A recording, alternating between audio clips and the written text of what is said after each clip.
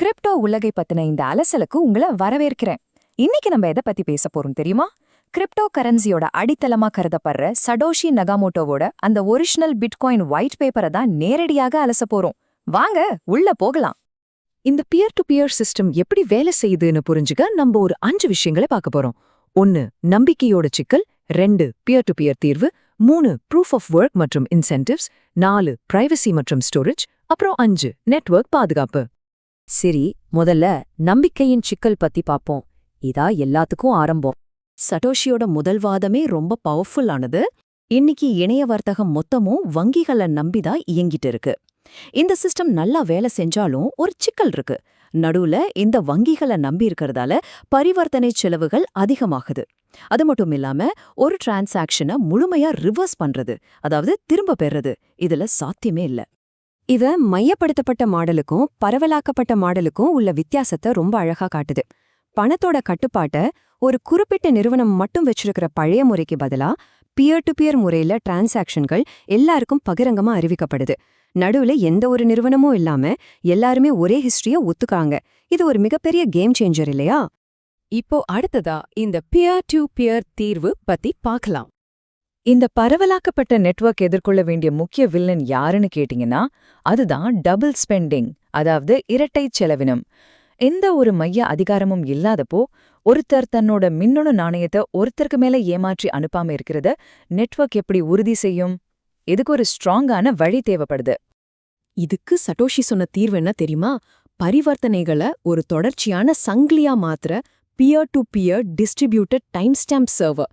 சிம்பிளா சொல்லணும்னா ஒவ்வொரு டைம் ஸ்டாம்பும் அதுக்கு முன்னாடி இருக்கிறத ஸ்ட்ராங் ஆகுது. இதனால நடுல எந்த ஒரு ஆளும் இல்லாமலே என்னென்ன எப்ப நடந்துச்சுன்ற காலவரிசைய நெட்வொர்க்கால ரொம்ப துல்லியமா நிரூபிக்க முடியும். சரி, காலவரிசைய நெட்வொர்க் எப்படி ஒத்துக்குது? அதான் நம்ம 3வது பகுதியான ப்ரூஃப் ஆஃப் ஒர்க் மற்றும் இன்சென்டிவ்ஸ். இதுல நாம கவனிக்க வேண்டிய முக்கியமான விஷயம், ப்ரூஃப் ஆஃப் ஒர்க் அப்படிங்கிறது அடிப்படையில் ஒரு சிபியுக்கு ஒரு வாக்கு அப்படிங்கிறது தான்.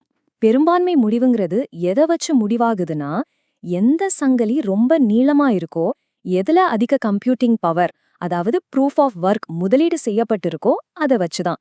உண்மையிலேயே இது ஒரு சூப்பரான ஜனநாயக முறைன்னு சொல்லலாம்.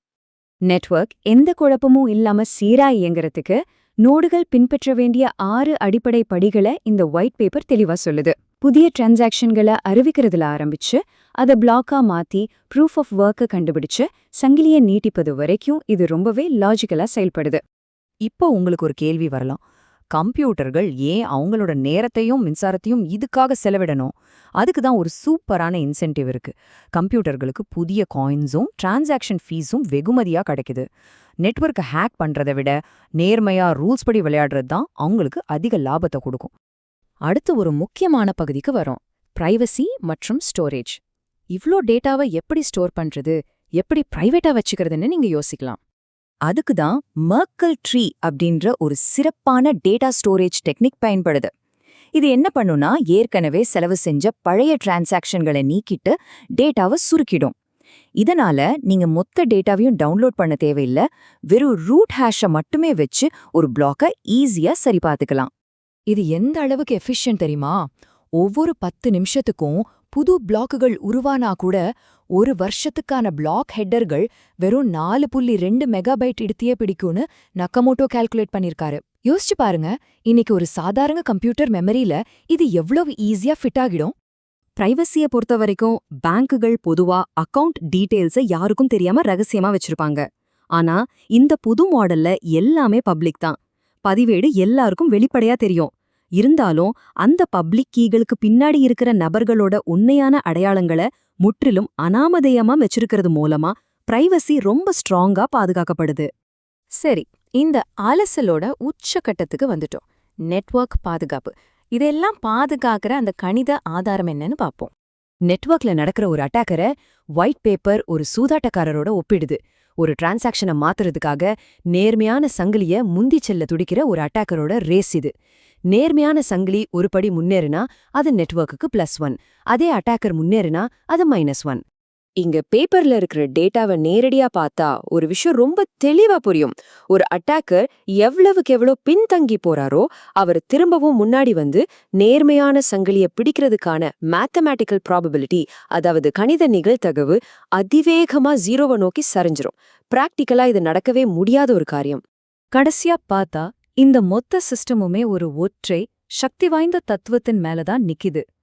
நேர்மையான நோடுகள் ஒன்னா சேர்ந்து அட்டாக்கர்களை விட அதிகமான CPU பவரை வச்சிருக்கிற வரைக்கும் இந்த நெட்வொர்க் முற்றிலும் பாதுகாப்பானது. மோசடியை விட கம்ப்யூட்டேஷனல் ப்ரூஃப் எப்பவுமே ஜெயிக்கும். இதையெல்லாம் பார்க்கும்போது ஒரு சுவாரஸ்யமான கேள்வி நமக்குள்ள வருது.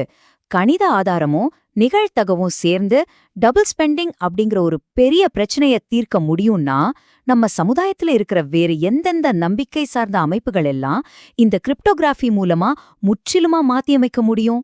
இது உண்மையிலே நம்பிக்கையற்ற, அதாவது ட்ரஸ்ட்லெஸ் எதிர்காலத்தை பத்தின நம்ம சிந்தனைய ரொம்பவே தூண்டுது இல்லையா? அடுத்த அலசல்ல சந்திப்போம்.